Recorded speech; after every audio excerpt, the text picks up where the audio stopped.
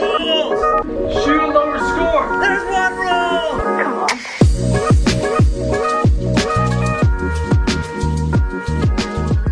Welcome back to Inside the Studio here at Franklin Bridge, where we got two guests today, which is awesome. If you're looking on YouTube, which you should go check out, just Google the Champions Playbook, and you should find our YouTube videos. But if you're on YouTube, you can see the two men sitting to my right. If you're on audio, you're going to have to wait for a little bit until we introduce them. But before we start the show, first of all, it's going to be an amazing show. I'll give you guys a hint. It's going to the theme is food. The theme is food, and if you guys have eaten at the Persimmon Pub before, you know how good the Persimmon Pub food is. So you guys should definitely come out for the Bear, which is going to be happening. I guess it would have already happened by the time that this one comes out. Yeah, we got to get this one out before Thanksgiving. That means that if you guys are listening to this and you played in the Bear, you've already eaten the food from these two gentlemen. Will this be there? Mac and cheese will. Yes. Yeah. All right, sweet. Awesome. Sweet. But before we get started, we want to thank our sponsors. So Scott is wearing a Strixon polo right now. We trust Strixon with our games, and you guys should too. So make sure that you come by the studio to ask Scott about how you can get fitted for your next Strixon club. I'm playing the ZX7 irons right now. I know that you hit bombs with the ZX7 driver as well, or ZX5. I can't hit it as far. I can't hit it as far as this guy over here on the end, but that's fair enough. But I can keep up. Yes, you can. I mean, you almost drove the green on one. My swing's a little more fundamentally sound, so I got that going for me. It is true. So thank you, Strixon, for sponsoring this episode of the Champions Playbook podcast, as well as our newest sponsor, Arcos, which is a shot tracking hardware and software combo that we've explained on the show before. But basically what it is it will track your game if you're playing on a course. So it'll know how far you've hit your clubs based on it detecting certain points on the golf course. So, Scott, you can explain a little bit more about Strixon. Give us like a 30-second elevator pitch. For Strixon? For Arcos. Okay, there we go. So Arcos, we've been pushing the theme this winter for this winter program of I want what's real. Like, I want to know what's really happening. And even with, modern stat tracking apps where you can put in your stats and all that sort of thing, you're still biased when you put it in. Like, well, that was about a 20-foot putt. Like, it's funny. You go out there and ask people how long a putt is, and they think it's 15 feet, and it's not. So we want what's real. Totally. And Arcos is able to track all of that. Shot patterns, you're able to see it overhead, laid out. It's super cool. So to be able to see every shot that you hit laid out, strokes gained in various areas, and it's an absolutely beautiful tool, and it's really not that much money. So like with our discount code, you're going to save about whatever it is, almost $50 on it. And so be able to get it for around $250, and it's a wonderful Christmas gift for somebody. If you have a golfer, like, get it for them. If you have a kid that plays, husband, wife, like, it should be the thing that you get. It's fantastic. I have about 5 rounds on it right now. It's really easy to use, and you walk away from the course just having so much data in your back pocket that you can learn from, which actually gave me insights on what I needed to practice this week. So we shared a story on the last podcast about our putting drill that we went and did with the 2 juniors. And so that was like what really sparked me to want to practice my putting, is because Arcos told me that I needed to work on my strokes gained on the green. So thank you, Arcos. You can use our promo code ONERULE15, ONERULE15 for 15% off your next order. So thank you, Arcos, for sponsoring the podcast. All right. Without further ado, our 2 guests on today. You've tried their food if you've been in the Persimmon Pub recently. We have Mr. Hudson Curtis and Mr. Tev Henry on the podcast. So thanks so much for coming on, guys. We've got some amazing food sitting in front of us. Why don't you guys just tell us a little bit of an overview of what you guys do at the Persimmon Pub, why you love to do it, and then what we have in front of us here too. I'll let Hudson start. Yeah, so we both got here, I guess, about a month and a half ago, and kind of were presented with a really cool opportunity to come in and put our own stamp on something that has already had an identity in the past that was never really, I wouldn't say it was a negative thing, but also it had a chance to really take a next step forward, which is, for me personally, I think for Tev too, has always kind of been my journey of work, is always taking that next step forward. So getting to know Brooks, obviously, the big mastermind behind this whole place, and him asking to come and do what he wanted to do and be done with the pub. And hey, I really want to compliment what our experience is on the golf side. And I think part of me too, which people will learn, is my golf passion helps this.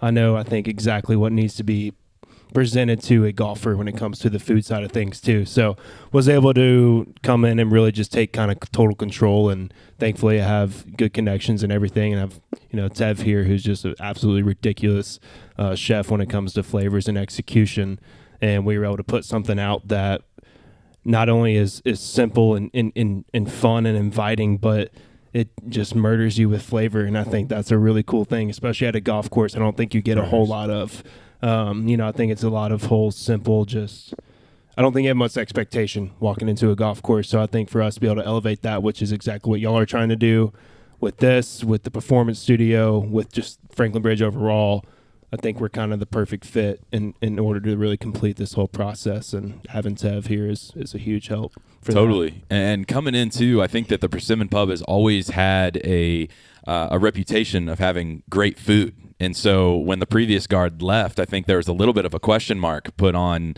what is the next generation of the Persimmon Pub food? And so definitely, Tevin, I want to hear about your history, not only in cooking and in food, but just what you bring to the Persimmon Pub to keep up that legacy too.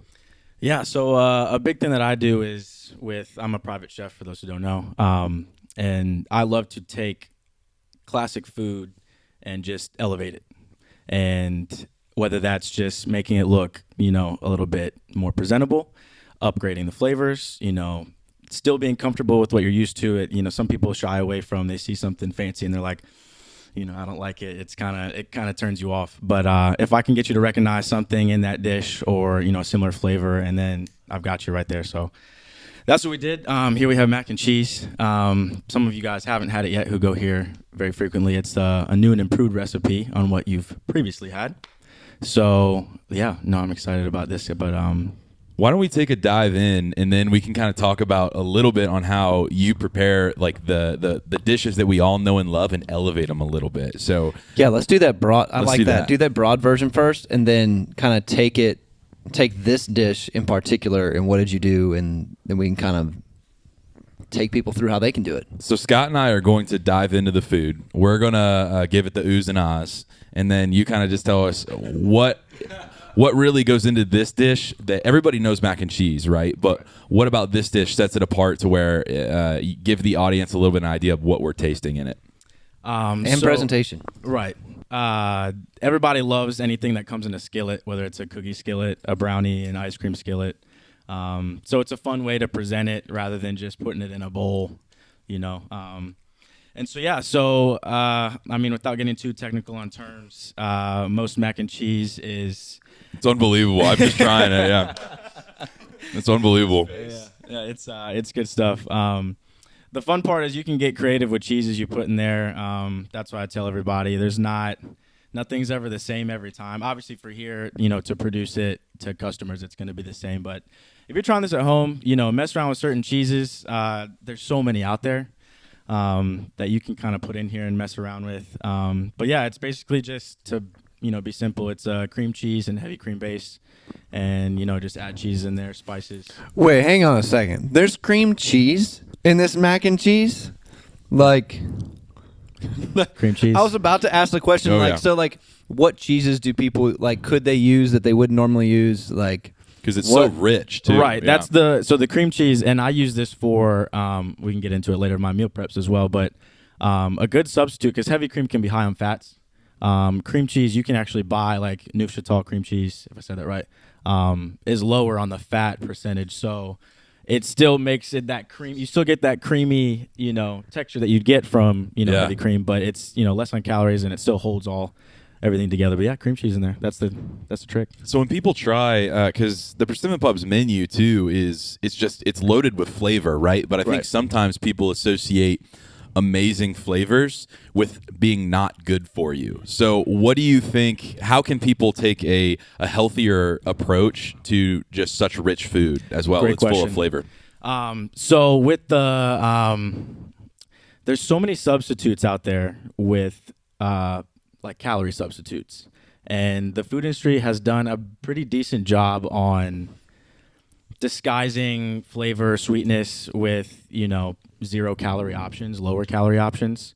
For for example, a tool that I use, people who crave soda, so high in sugar, ridiculous. Yeah. But if you think of diet soda as like a temporary tool, I wouldn't consider it a substitute. I'd call it a temporary tool to help you, eat less calories throughout the day. Liquid calories, people can blow over that when losing weight. I would say more using tools, 0-calorie sugar.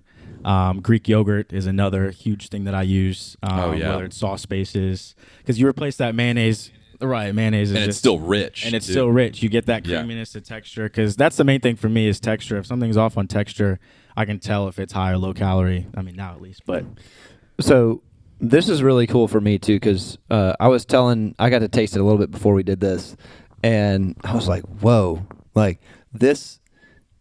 I think people are gonna skip the sweet potato casserole, the rolls, the mashed potatoes, all the other sides, the stuffing, and go straight for this. Like, there's so much flavor and richness, and it's really easy when you make a dish like, oh, it's super cheesy. It's like, okay, now it's just all dominant cheese, or it's super flavorful and you lose the cheese and like it doesn't coat the entire noodle. Like, there's that. Cheesy and but also, like it's not the gooey, but like the cheesy is the right cheesy. Yeah. Right? Like it's not like soupy. Yeah. Right. Yeah. people overhype that. Totally. People overhype the pulling up and seeing the ridiculous amounts of strings. Like I almost don't think that's the best version of it. Yeah. Like what we're looking at right here is perfectly coated. It's a perfect amount of cheese, the perfect amount of richness, and also this noodle is what I was pronouncing it wrong. Cavatappi. What a noodle. It holds the cheese perfectly. I think people don't think about that. They think, I've seen the TikTok videos, I've seen this of just the perfect little string, and like, sorry, that's too much. Great for a video, It's too much, and bud. it's great for selling stuff on TV, but it's not necessarily authentically really good. And Yeah.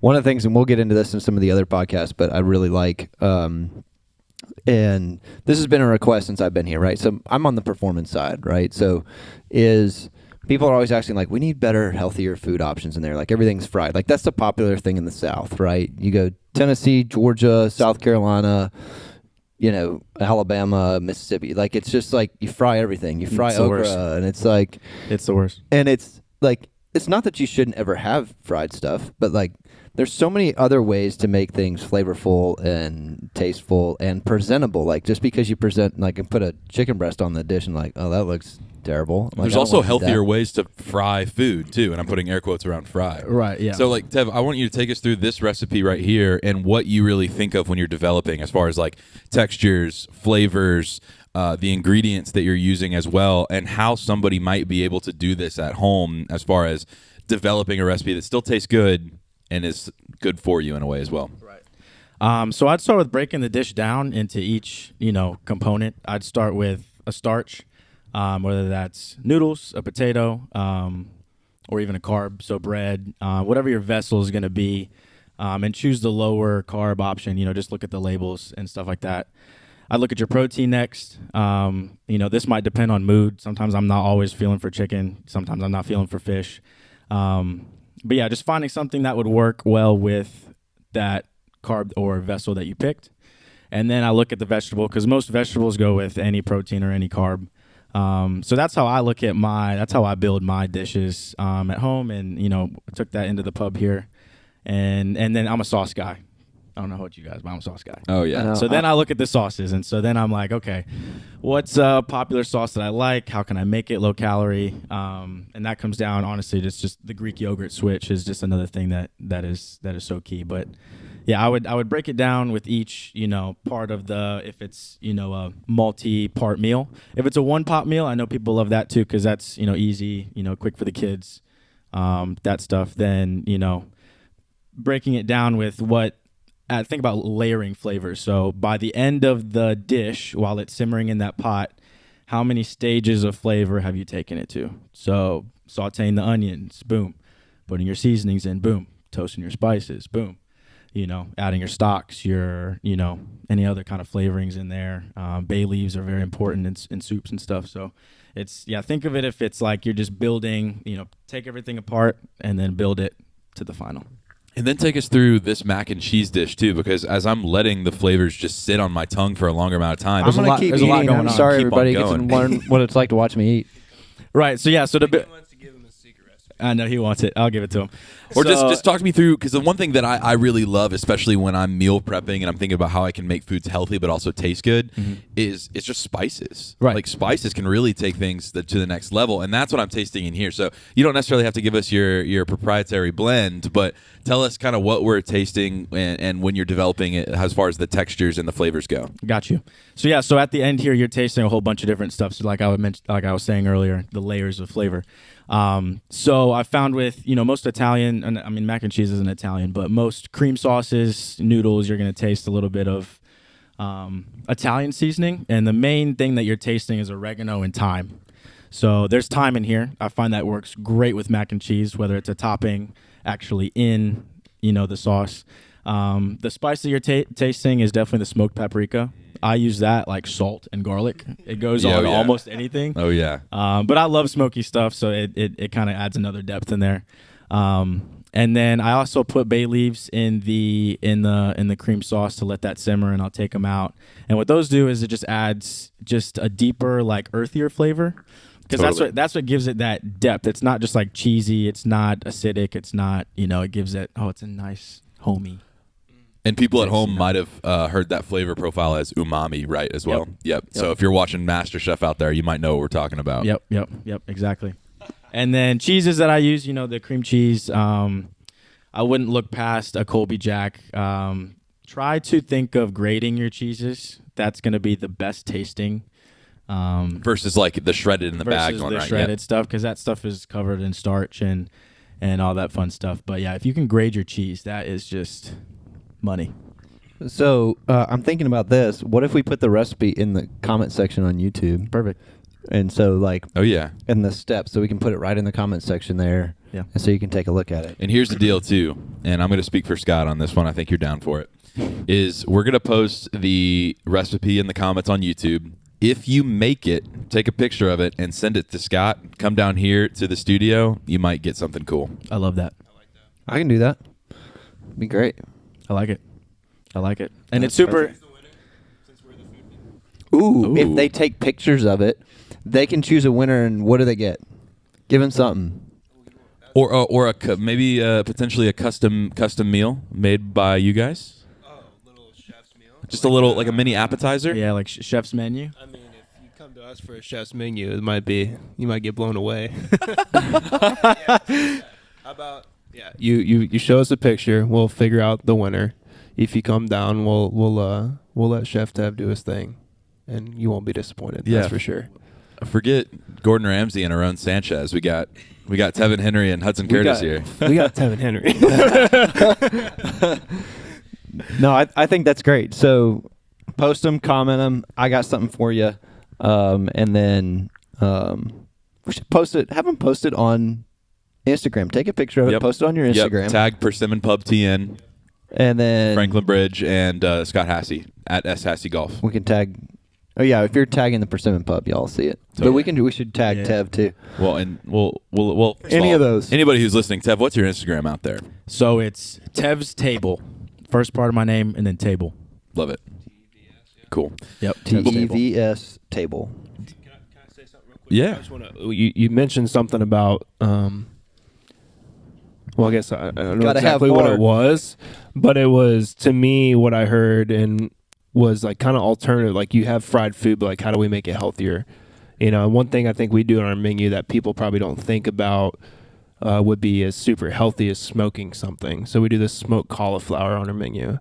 So you can do stuff like that as well. That really is kind of, it's not even really thinking outside the box. You're just taking what the elements that we've been given since the beginning of time. Like, literally, smoking food was one of the first things we ever did before curing it, right? So that was the kind of the next step. First, we cured it, then we started smoking it. And that was right. That's how everything got going. You can smoke anything in the world.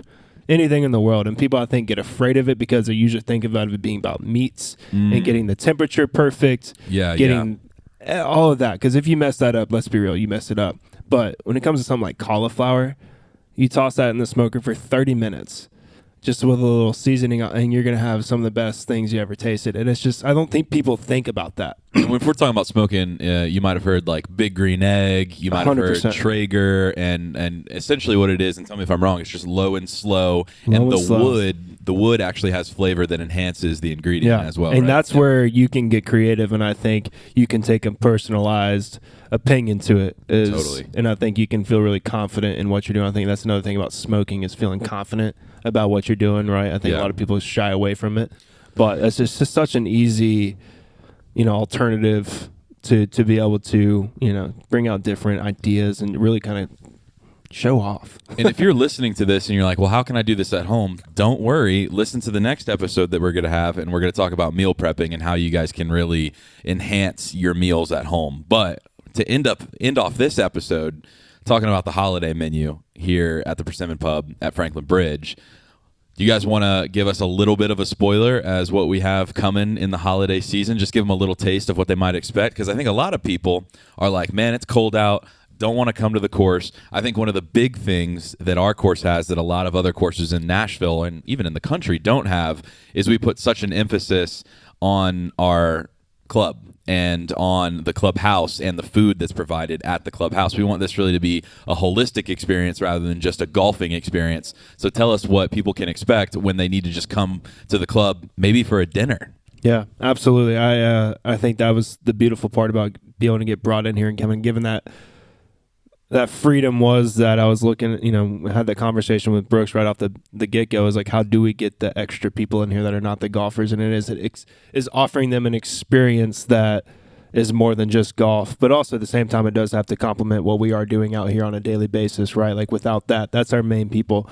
But you want to have those folks coming in even whenever the golf is not able to be played. And I think you do that by sticking to what the experience of this place is, which is being very homey, very feely. And, we do still have some of those fried Southern foods on the menu.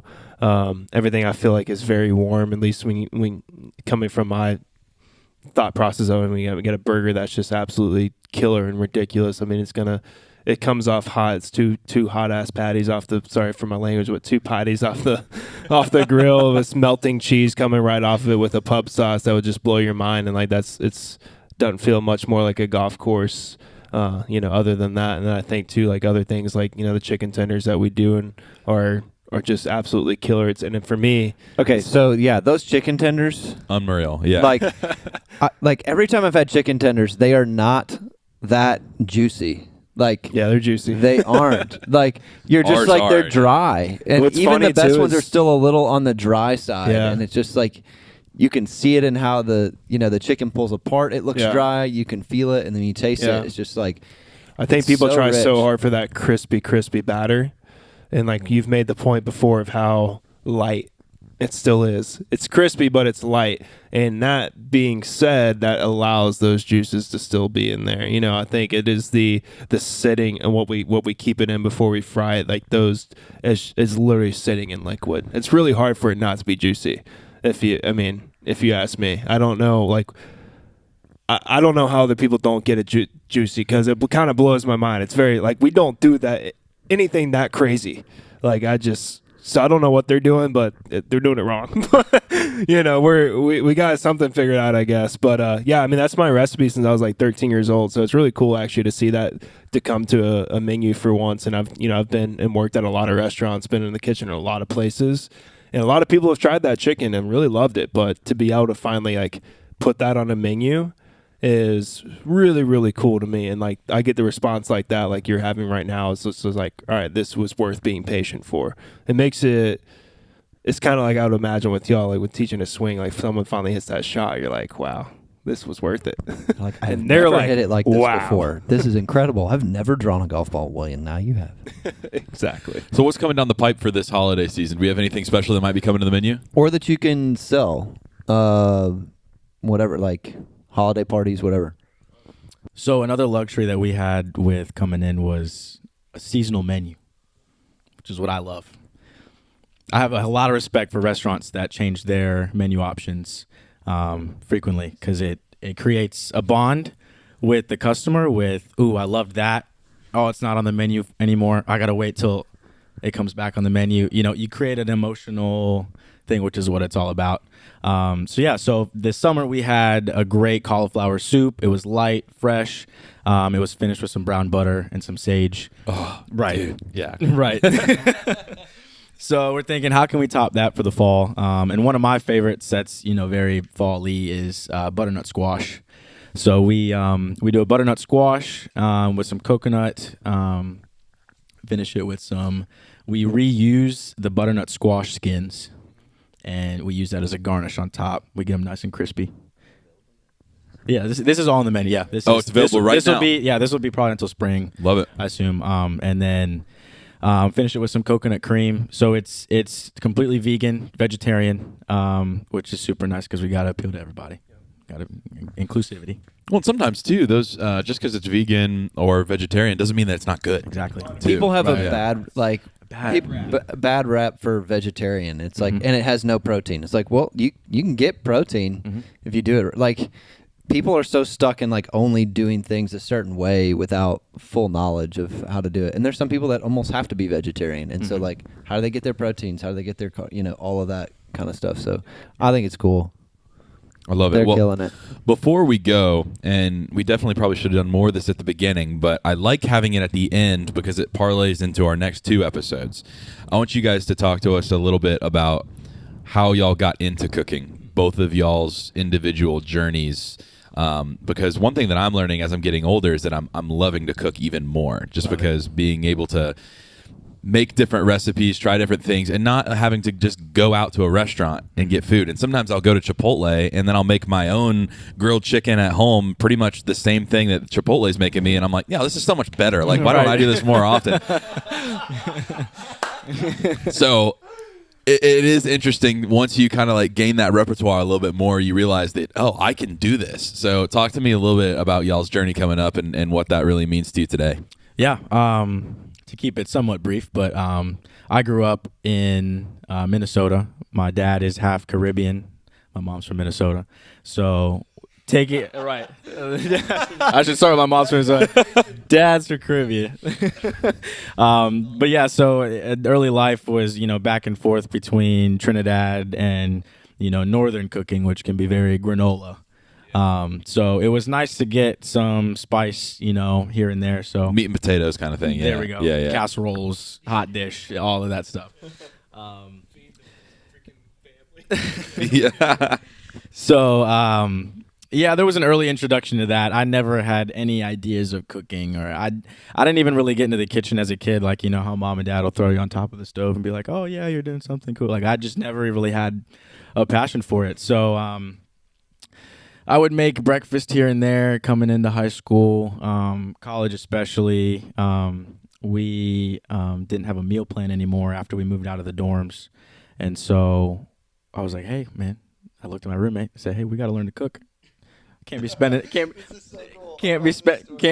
all this food, eating out, because we had, we'd have the campus dining dollars, so you could go to the Pizza Hut, the Taco Bell that's on campus. I was like, man, this has got to stop. There's too many chalupas. Too many chalupas. Like leading into also next episode was like, he's going to be humble, but there were some athletes too, so they had to be smart about what they're eating. True. So I'll let them keep going, but that's a big aspect of this. The macros for sure. So I got to the drawing books. I was like, all right, let me start with something simple, and it was a pasta dish. And this is a pasta dish that has been near and dear to my heart. It's a Cajun chicken pasta. Super easy, super simple. It's taken a lot of rough drafts to get to where it is today. But when I started out, I was like, this is super simple. It can feed, we're college athlete. I played soccer at UNC Greensboro also. So we're athletes. We got to eat. The top half of your body's a little large for a soccer player. I don't wear shorts. You played on his hands, So I was thinking, man, we got to find something that can feed us, So pasta's a good way to do that. Curry's another thing that I love. You can make a big batch of it. It lasts through the week. Pasta. So we did that. I posted it here and there just on my personal accounts and stuff, and I got some good feedback. So I was like, all right. So kept rocking with it, and so most of the stuff that I would post would be on Snapchat the new generation, but it would be gone in 24 hours. So when I started posting more and more and more, and my family's getting involved with it, my mom's like, I don't have anything to show my friends what you're doing, this is cool stuff. And so she's like, you should start an Instagram, like separate for food. So I was like, all right, let's do it. And Tev's Table was born. Unbeknownst to me, coming up with the name, everyone at school would call me, oh, Chef Tev, da-da-da. So like, all right, Instagram, Chef Tev. Boom. I type in Chef Tev to create the name. There's like 1,000. 1 million. Yeah. I'm like, what in the world? I was like, that's unique. I thought that was, just for me. And so. Yeah, how many Chef Tevs? That's what I thought. I was like, but surely, maybe 2 or 3, maybe.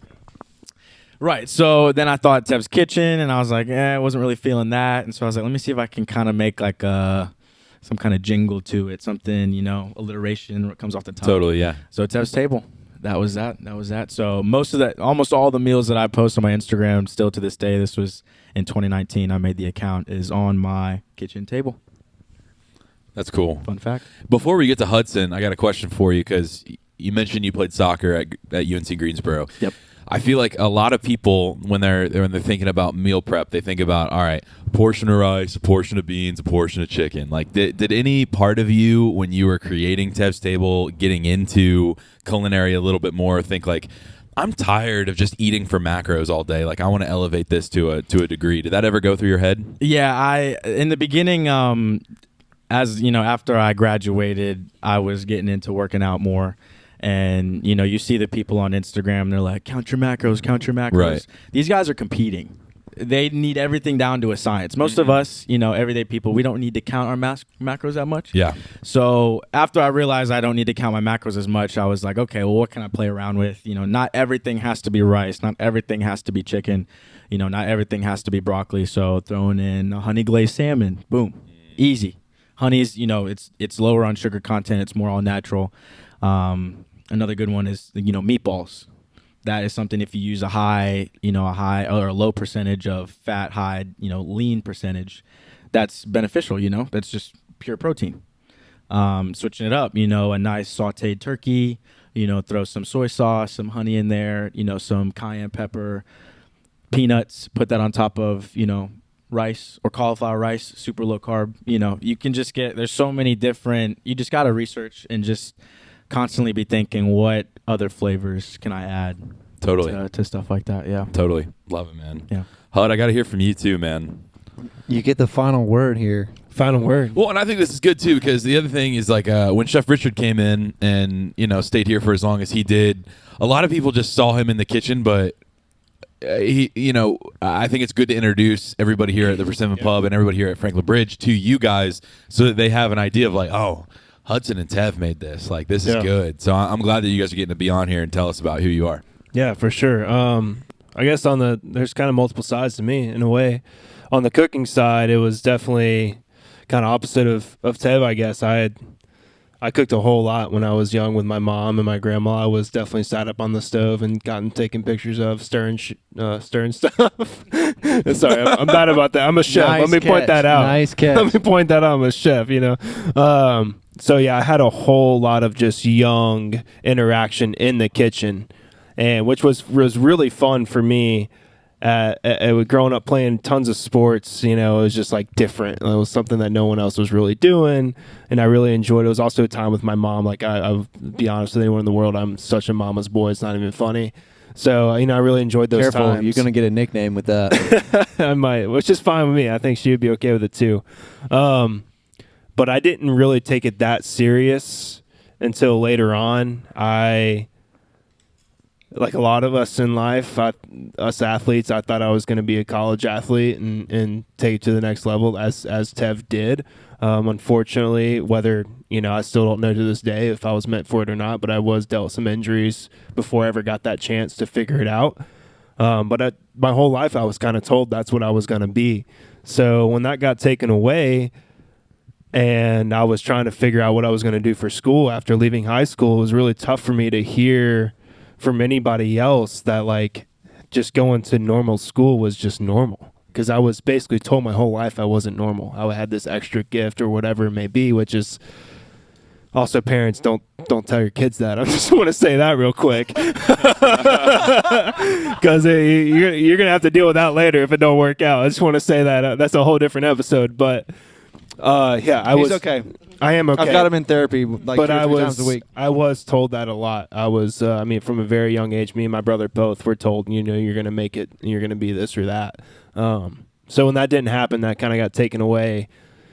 I was struggling, and talking to counselors, and my mom's like, "What are we going to do?" Well, let's just go to, community college for a couple of years, and that I hated hearing that, because when you're an athlete and you think you're going to go to big school, here in community college is kind of and I'm not downplaying it whatsoever now, especially in our county and our state. It's one of the most incredible things you can do, because you get the 2 years free now.